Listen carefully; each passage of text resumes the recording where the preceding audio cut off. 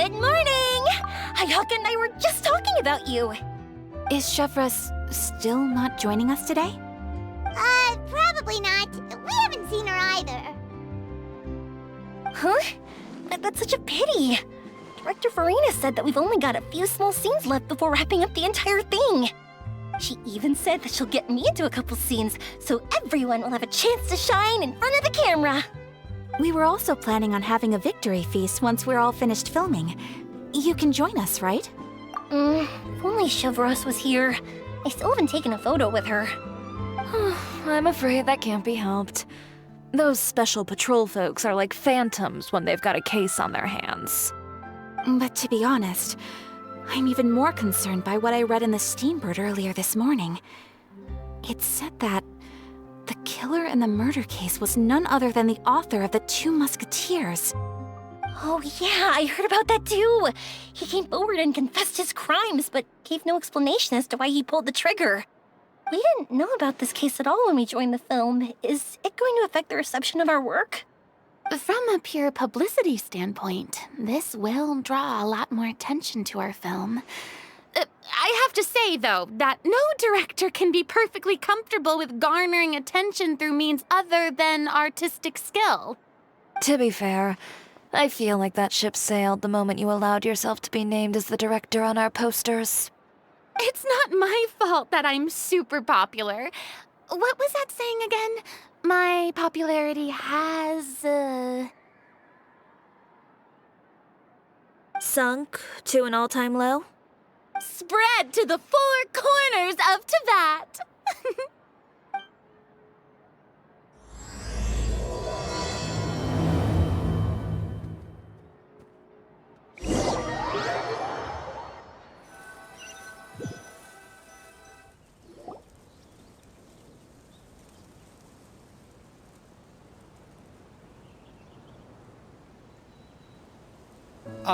Excuse me, everyone.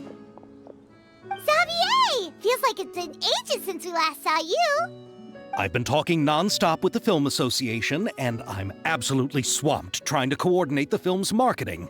So forgive me for not being around more often, but please believe me when I say that I will make sure everyone's hard work gets the exposure it deserves.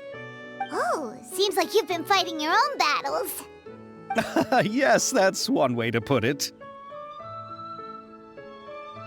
Oh, and before we begin the final round of filming, please allow me to finally introduce you to the original investor of our film, Mr. Morris.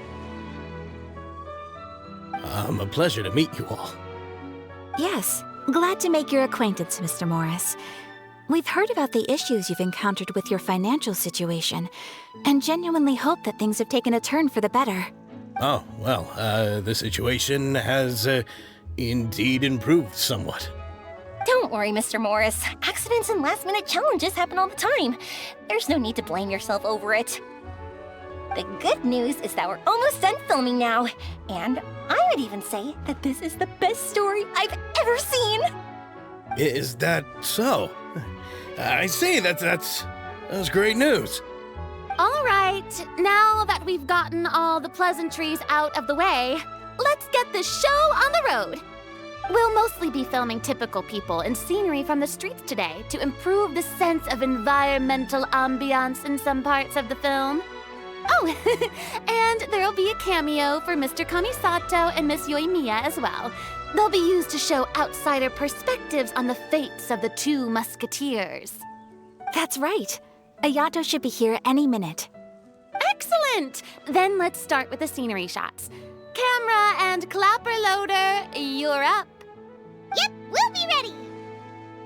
Remember, all we need are some wide zoom shots of the streets. If you happen to find some particularly lovely patches of flowers and grass, feel free to grab some close-ups of those as well. Ready? Lights! Camera! Action! Okay, now move the camera slowly. Try to focus on that flower. What's wrong? Just adjust the focal length a bit. Something the matter? Huh? But all the days before? Veronique, can we try a different camera? No problem. How about this one? All right, let's give it another try. Lights, camera, action!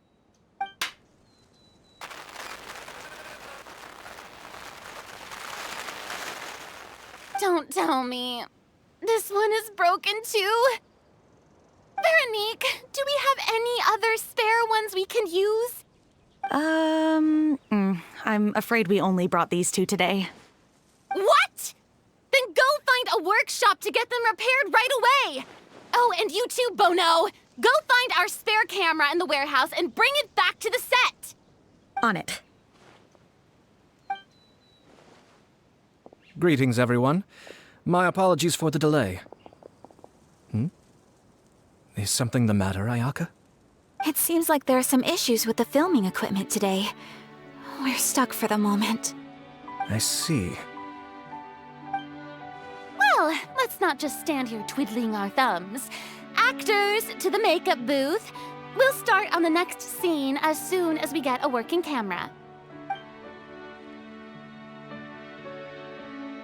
The people at the workshop told me that the part which holds the lens in place seemed to have fallen off. That's super strange. It was perfectly fine just yesterday. Well, no time to dwell on that now. Let's get back to filming. Ahem! Quiet on set! Places, everyone! Lights! Camera! Action! By the way, have you heard about that recent murder case? Yes, I have. It seems that they've caused quite the commotion in the city.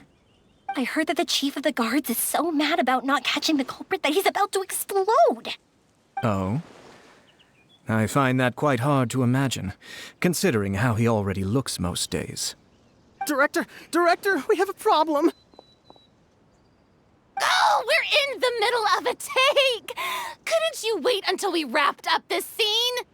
No, Director, our film, all the finalized film that we've been keeping in the case has disappeared. Oh, wait, what did you say? Mr. Bono, please take me to where the film was kept right away. I'm coming too.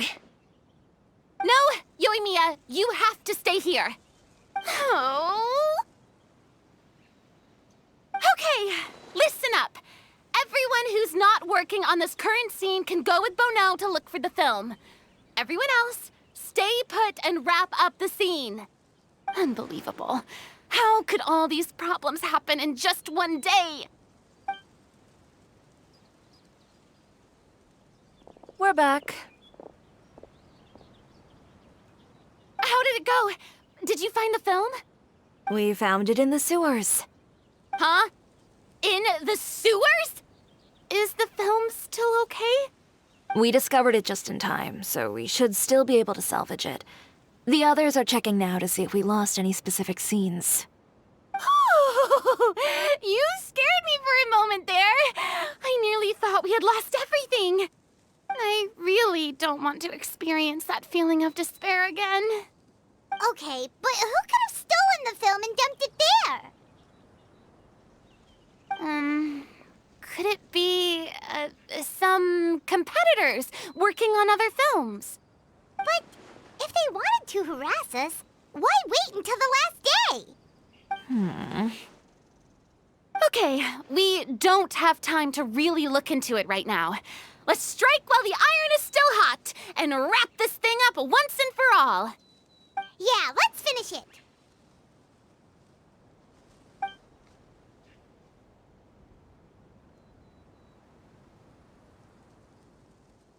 I would like to officially announce that our entry to the festival, The Two Musketeers, has now concluded filming!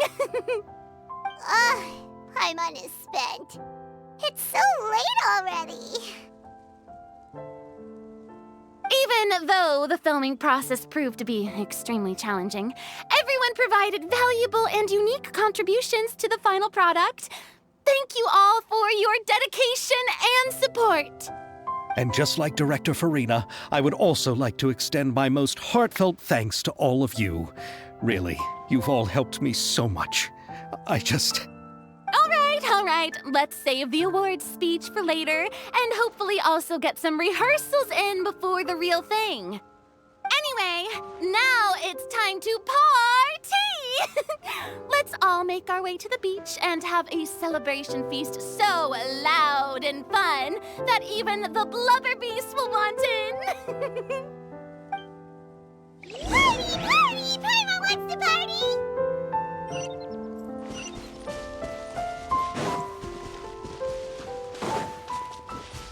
Whoa, this place is hopping! Everyone's finally getting to relax after wrapping up the film. Let's go chat with someone! Have you ever seen a fireworks show, Mr. Morris? It's pretty amazing. I'm afraid I haven't, but I'll take your word for it.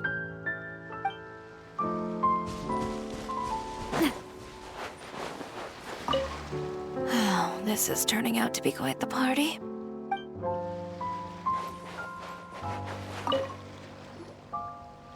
Hey, Ayato! How's your work been going? Everything went rather smoothly. Thank you for your concern. Ayato told me that we've already confirmed the dates for some Inazuma Fontaine cultural exchange events. So the next time we visit, we'll be doing so in our capacities as the representatives of the Yashiro Commission.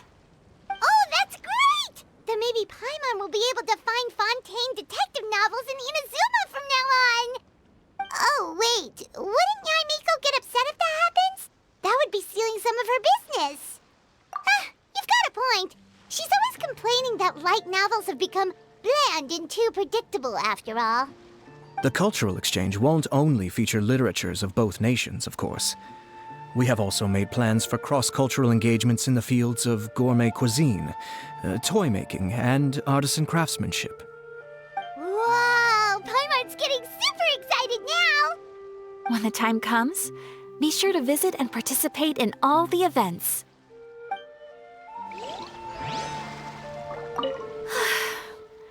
I wish we could have spent some more time here. Don't worry. It won't be long before we're back again.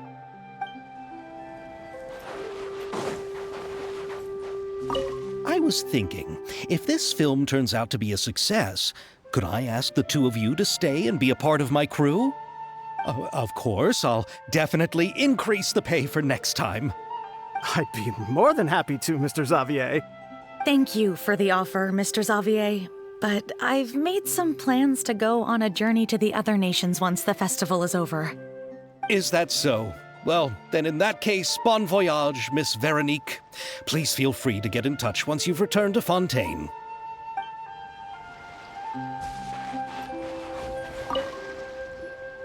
Furina! Oh, my darling clapper loader and camera operator. You've both worked really hard. Paimon thinks you worked even harder than us. Honestly, Paimon was getting a little tired of playing with the clapperboard by the end of it. Worst of all, Paimon started having dreams of you shouting, "Lights, camera, action!" into Paimon's ears. The actual dream can't even start until you've yelled that. Hey, if anything, shouldn't I be more grand and delightful in your dreams? We've been through so much together, and that's how your brain remembers me? That's not Paimon's fault. We've just used the clapperboard too much lately.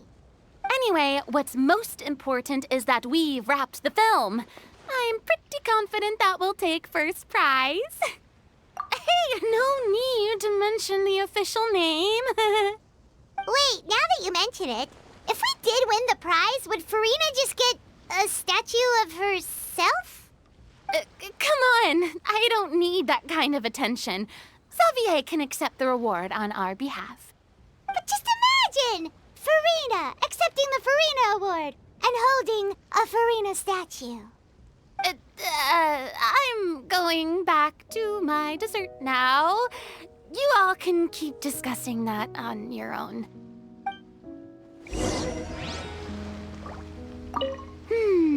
What kind of dessert should I try next?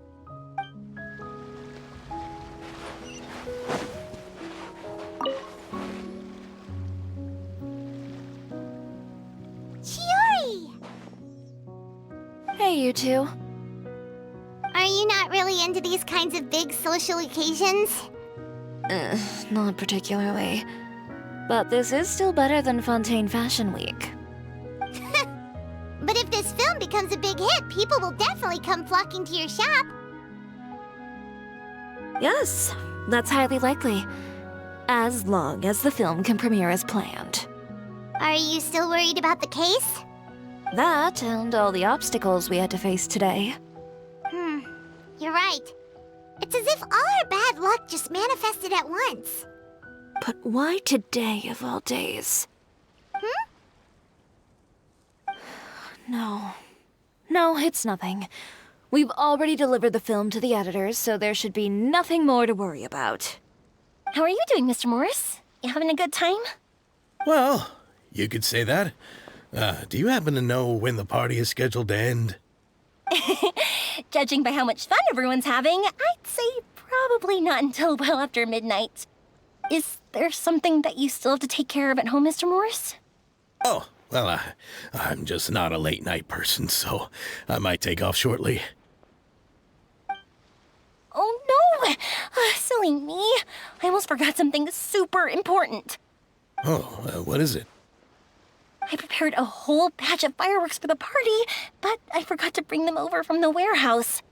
Fireworks, you say? Well, that's, truly a pity. Sorry things didn't go as planned. Could you help me carry them over, Mr. Morris? I won't be able to fetch all of them by myself. Me? Are you sure that you can't find anyone else? I just wanted to make this a surprise for everyone. The warehouse isn't far from here. We'll be there in no time. Pretty please, Mr. Morris. These are some of the best fireworks I've ever made. So I also want you to see them before you leave. They're stunning. I promise that they'll be a once-in-a-lifetime experience that you'll never forget. But... It's okay. Just come with me. If we're sneaky enough, nobody else will see us leaving. All right. The warehouse is right over here. I moved the fireworks there in advance, so it shouldn't be too much work bringing them back. It's still a ways away from the party. Sorry about that, Mr. Morris. It's probably because I'm used to carrying fireworks all the time, so it doesn't feel like a lot of work to me.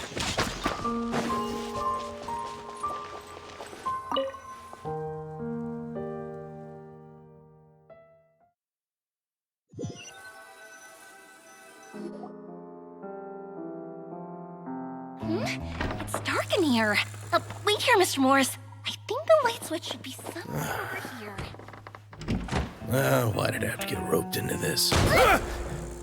What was that?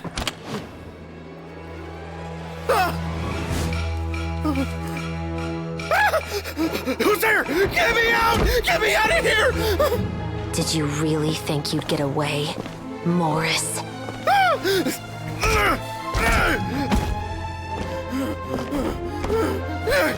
You've got the wrong guy! It wasn't me! I'm not the killer! You know, Eliza died a far more heroic death than this. She fought your assassin to the end, to save the children she had hidden beneath the floorboards.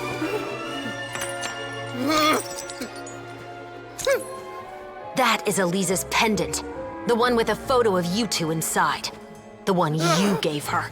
Ring any bells? It's a fake! It has to be! There's no way! No way your assassin didn't destroy it, you mean?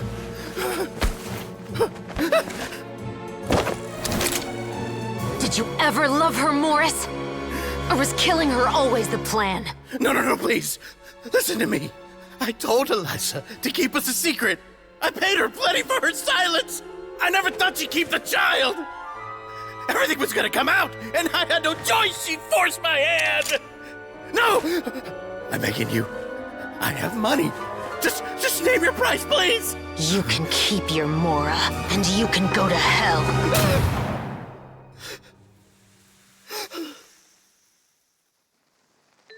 I'm Captain Chevreuse of the Special Patrol.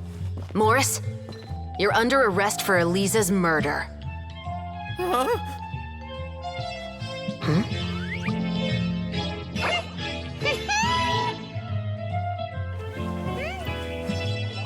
You're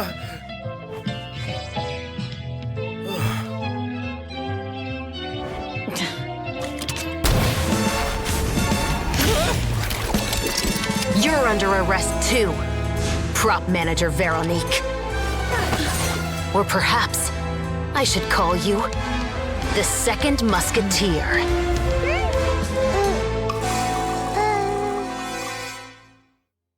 Wait, what's going on? This wasn't in the script. Drop the gun, Veronique. Why? Why would you keep me from exacting revenge on this heartless monster? Drop your weapon. This is my final warning.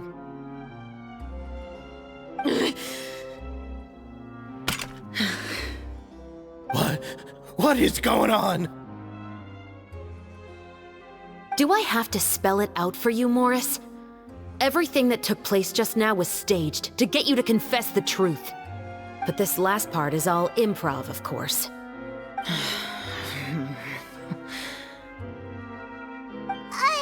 Chevreuse, you told us you wanted us to help you stage a play. You never said anything about the second Musketeer.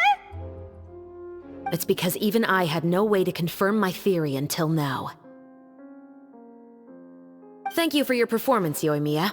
Could I trouble you to go and bring in the other Special Patrol members? They should be on standby just outside.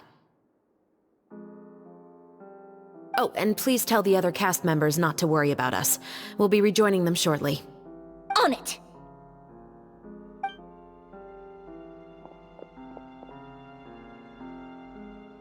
So what do you think, Morris? Care to talk about what happened 20 years ago? My patience is limited, you know. Don't force me to take you back to the interrogation room. I'd wager that you wouldn't last for more than a minute in there. With the recording we made, you have no chance of winning in court. Cooperating with us now is the most practical move. All right. I'll talk. I hired an assassin to murder Elisa. She once worked as a maid on my family's estate. She was very beautiful, and after some time I fell for her. We kept our relationship a secret and carried out an affair for some time, but it wasn't long before she became pregnant. And if my parents ever found out, they would have stripped me of my inheritance and status, driven me out of my home.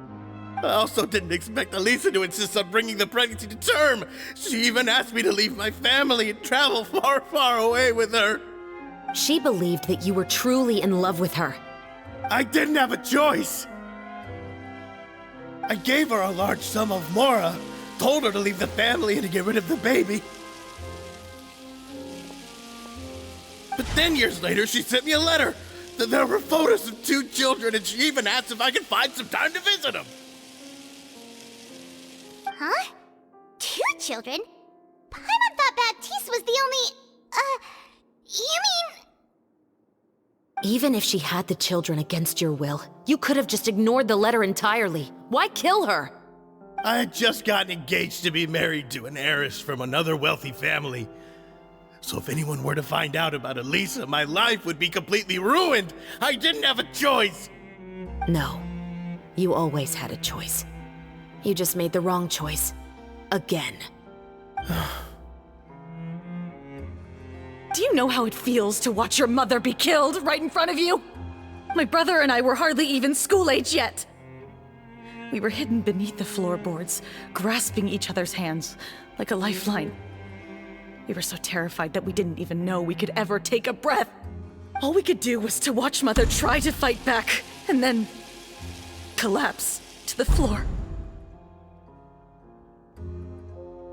Even after the assassin left, we were still too terrified to leave our hiding spot. We thought that he might come back. It was only until the next evening when we finally climbed out and gathered around our mother. But she had already become cold and stiff to the touch. You made up your mind right then and there to bring this case to light. Not only that, we resolved to get our revenge. And that's why you became the Musketeers. No, that's why I became a Musketeer. The man from before was also killed by me. My brother had nothing to do with it. I figured as much.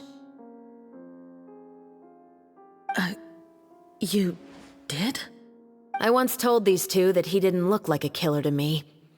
His confession from that night also rubbed me the wrong way. I think what really tipped me off was, how could I not feel a sense of regret in him? Huh? He confessed faster than any criminal I've ever met, but he didn't say a single word about you. He insisted that he was the sole perpetrator in the case. But after the questioning ended, I disassembled the musket we dug up from his backyard, put it in front of him, and told him to reassemble it. Wanna guess how far he got? He had no idea where to even start. He's never touched a gun in his life. Based on that, I determined that he was not acting alone. He only surrendered himself to draw our attention and create a moment of opportunity for his partner. So, I decided to play along. And as expected, the second musketeer followed us without hesitation once she saw Morris get separated from the rest of the cast. Besides, why else would he call the novel The Two Musketeers? But how did you know it was Veronique? I figured it out the moment Baptiste told me his father's name. That so-called financial crisis was all just a ruse. He just wanted to sign up as the investor and then leave the film without any source of funding. After all, he has a vested interest in minimizing the reach of this story. It's really just the same thing as what he did to Eliza all those years ago. Human scum. But then Xavier pulled out all the stops and got the film made against all odds. Morris couldn't have that. With the killer in custody, he figured it was safe to act. And so he came to visit the set today, just as I expected. Wait, so you were behind all those mishaps today?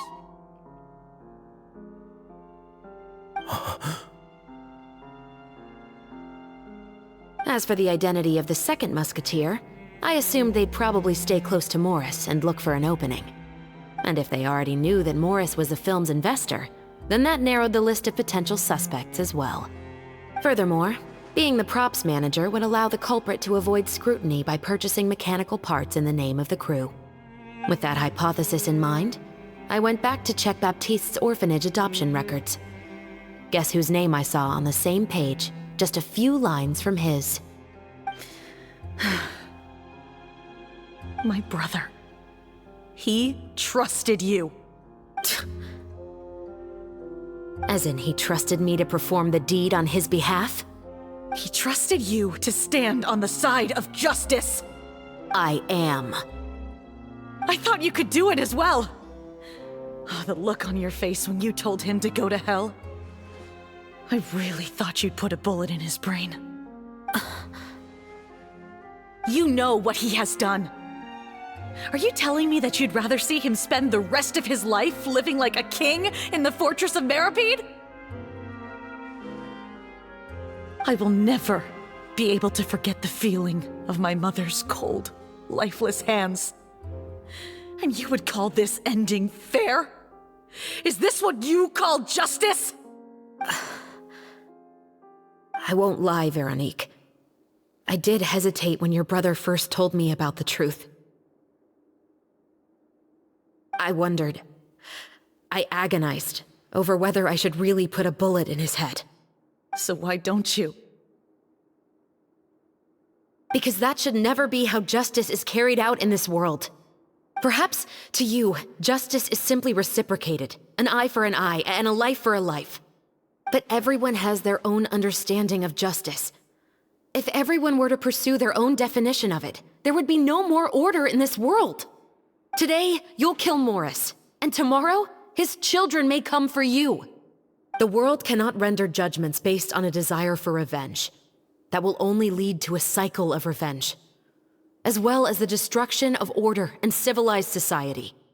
Fontaine is founded on a set of laws and a standardized code of justice. That is why we are the nation of justice. But with all that said, I will promise you this. Morris will not lead a cushy life in the fortress of Meripede.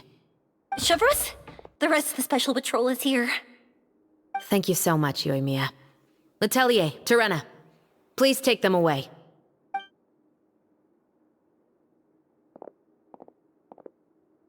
I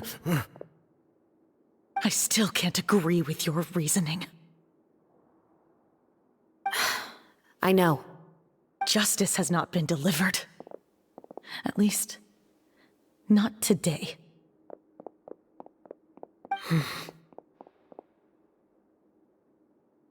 Chevreuse. Let's go. We should give an explanation to the crew. Thank you for your concern. I'm fine. I'm just thinking about the things in life that have driven people to take justice into their own hands.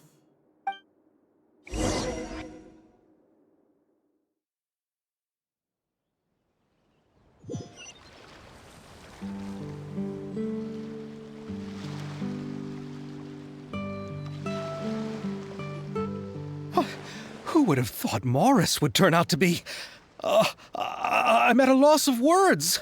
How could he have done something like this? I'm just glad that you're all safe and sound. Who knew that such a labyrinth of cases would be behind this story? Well, what should we do now? We have a finished film, of course, but should we still go ahead with the premiere? What do you mean? Shouldn't you be even more motivated to spread the word now that you've learned the truth? Chiori is right. I'd also like more people to see this story for themselves. But the real ending of the story seems to have deviated somewhat from the one in the script. Is that still acceptable to you, Miss Chevreuse? The call is yours. We still have time to reshoot an ending if that's what you'd like. No, it's fine as is. I like what we have for the catharsis. Romanticism is what gives works of art their appeal. Fiction is able to explore means of restitution that could never work in real life. Just like the real world, the world of stories also has its own set of rules and justice. These different possibilities are what initially drew me to reading in the first place. Sounds good to me. I support your decision. What about Veronique? Will she be okay? She will soon face her judgment alongside her brother and Morris. If I had to guess, they'll probably all be sent to the fortress of Meripede. I'll make sure to give Risley a heads up about it. Oh, you mean that kind of heads up? Exactly. Ahem. All right, then the matter's settled. Now that everything's been taken care of, there's no reason for us to keep looking all gloomy and grumpy. Let's get back to the feast and enjoy each other's company. We'll be starting the post-production process tomorrow. You should join us, Chevreuse. You missed the first few hours of the party, didn't you? All right. Count me in. Then I'll wait for you over there. There's still some good news that I'd like to share with Chevreuse. Traveler, Paimon, could you wait for me by the sea after the party ends? I'd like to go on a brief walk with the two of you. Thank you very much.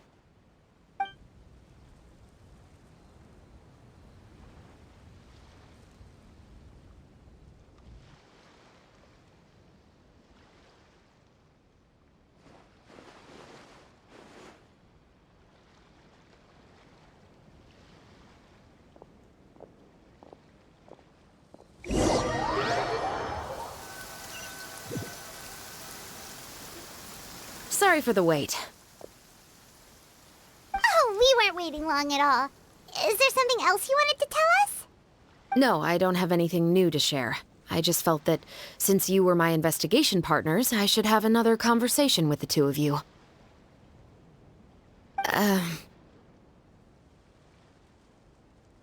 Traveler, how would you have responded to Baptiste's request if you were in my shoes?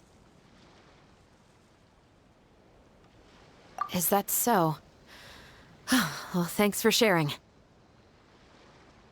When I was young, my father often took me here to swim. We'd come rain or shine, even when it was freezing cold. He told me that swimming was the best activity to train one's strength of will. You could never give up before reaching the shore, especially when the water was cold. Oh? Why's that? Because the moment you give up would be the moment you die. At that point, I still hadn't received my vision. One winter, the chilly wind felt almost like knives on my skin, and the seawater was so frigid that it numbed my toes the moment I stepped in. I cried and begged my father to spare me from having to swim across, but he wouldn't listen. He used to be a member of the Special Patrol as well. You could say it was his way of educating his children. That sounds awful. When he saw that I wouldn't stop crying, he just picked me up and tossed me into the icy water. The bone-chilling cold took away my senses. I couldn't feel anything but fear and rage. I waited for my father to save me, but one look and I knew he'd already started swimming for the opposite shore. I realized that if I were to give up, I really would die right then and there. I used all of my strength to try and catch up to my father. Those few minutes felt longer than my whole life up until that point. I did, however, make it to the other side. I've never felt afraid about anything in my life after that, nor have I ever cried again. That way of teaching would have never worked on Paimon. Yeah, I don't think that was the right method for anyone. It's just that, working now as I am in the pursuit of justice, I still sometimes feel like I've been tossed into that winter sea all over again. The anger and the helplessness. Chevreuse.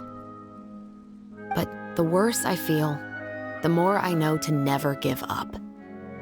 The alternative would be to forever lose myself among the waves. Anyway, how about a race? Neither of us will drown, but we can still see who swims faster. You guys go ahead! Paimon will grab the clapperboard to mark the start of the race.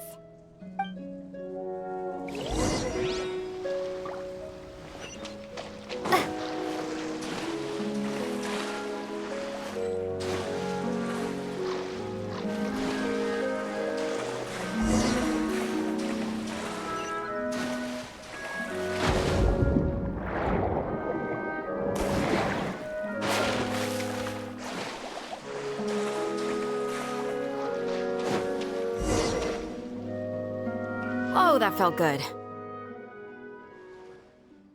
You were so fast in the water, Chevreuse! You were swimming even faster than Paimon can fly! So, about the Special Patrol, did you join because of your dad? Partly, but I'd say I was more inspired by the heroes I read about in stories growing up. Oh, so it's due to your love of stories! Of course, it was only after I joined the Special Patrol that I learned that truth is often stranger than fiction. Come on, let's walk a bit more.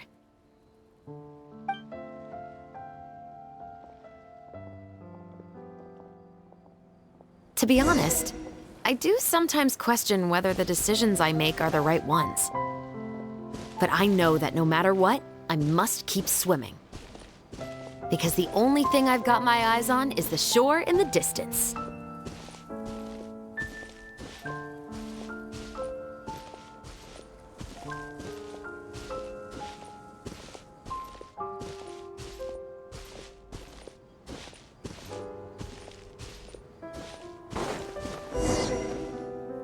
Thank you for coming on this walk with me. I feel a lot better after getting all that off my chest. Huh. We're nearly back at Baptiste's house. Huh. You're right. I didn't realize we were so close. He really did plant a lot of flowers. It's just like how he described it in the story. Huh? Wait. Paimon, Traveler, look!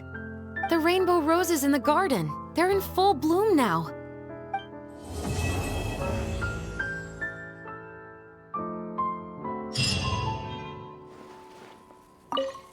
Even though it's a bit late, I must thank you for investigating this case with me. Not on behalf of the Special Patrol this time. It's a personal expression of gratitude from yours truly. Oh, you want to hear more about my father? To be honest, I didn't spend that much time with him. He was always busy with the Special Patrol, so he would often return home really late at night. Some nights, he didn't come home at all. Once, he didn't come home for a long time, maybe a whole week or so. When I went out to buy food, I learned that he had become a criminal, and by extension, that made me a criminal's daughter. But we can talk about that another day.